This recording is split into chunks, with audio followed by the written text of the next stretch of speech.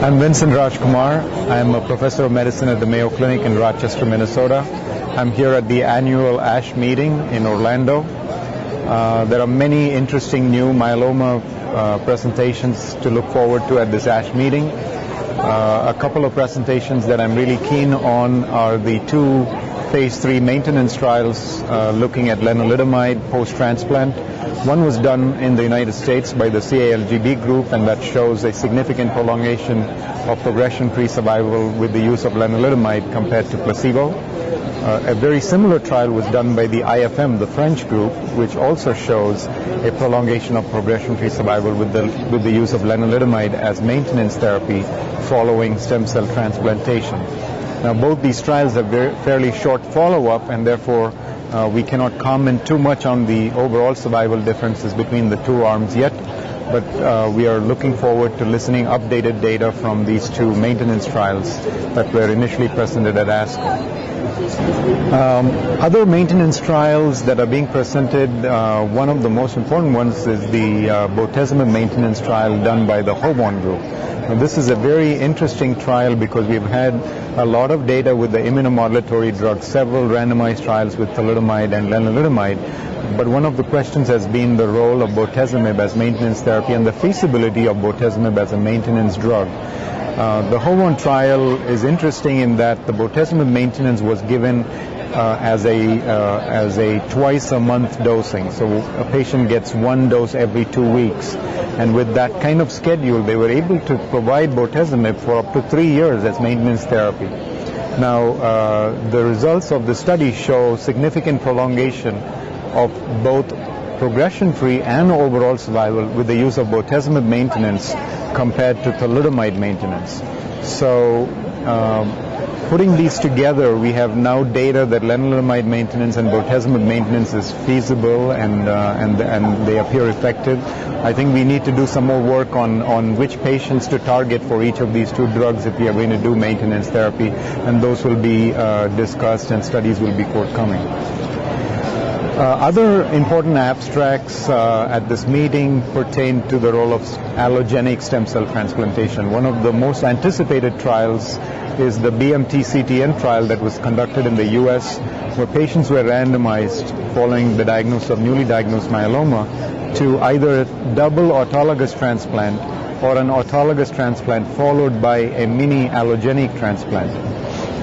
Now, the goal of this study was to determine if mini allogenic transplantation can prolong progression-free and overall survival. Unfortunately, this trial shows no advantage to mini allogenic transplantation over conventional autologous transplantation and was associated with much greater toxicity. So I think we still need to do more work to explore the role of allogenic transplants in myeloma. I think that this trial will lead most of us to believe that that allogenic transplant for myeloma should be restricted to use in the setting of approved clinical trials. Now, other interesting data that I'm looking forward to at this meeting include updated results from two active new myeloma drugs, pomalidomide and carfilzomib. Pomalidomide is an oral immunomodulatory drug, and we are expecting updated results both from the Mayo Clinic and the MMRC on their trials with pomalidomide. Carfilzomib is a new proteasome inhibitor. It's an intravenous proteasome inhibitor, but it's already in phase 3 trials, and I'm looking forward to listening to more updated data from this compound as well. There are several other new myeloma drugs that are in development, and there would be some interesting data presented at this meeting relating to panabinostat, borinostat, two HDAC inhibitors, as well as elotuzumab, which is a monoclonal antibody. The final abstract that I'd like to just highlight would be the MRC9 trial that compared zoledronic acid versus clodronate as bone disease prevention therapy. Now, this trial has just been published in The Lancet yesterday, and this trial is being updated, and Dr. Gareth Morgan is going to present updated results. The trial shows a significant reduction in the incidence of skeletal-related events with the use of zoledronic acid compared with clodronate. But more importantly, an overall survival advantage was seen with zoledronic acid, approximately 6 months improvement in overall survival with the use of zoledronic acid compared to clodronate. Now, this study has great impact in the UK. It may have less of an impact in the United States because we do not use clodronic acid, and we generally use either zoledronic acid or pamidronate, which is a comparable aminobisphosphonate. So overall, in summary, I think there's some exciting data about lenalidomide and bortezomib maintenance, which clinicians would probably find useful in their practice. There's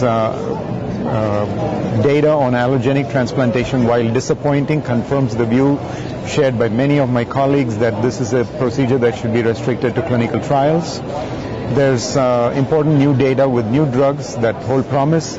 There's nothing major in this ASH meeting that'll make me change a lot of the way I practice treatment of myeloma for my patients, but I think there's a lot of optimism with regards to the new drugs and the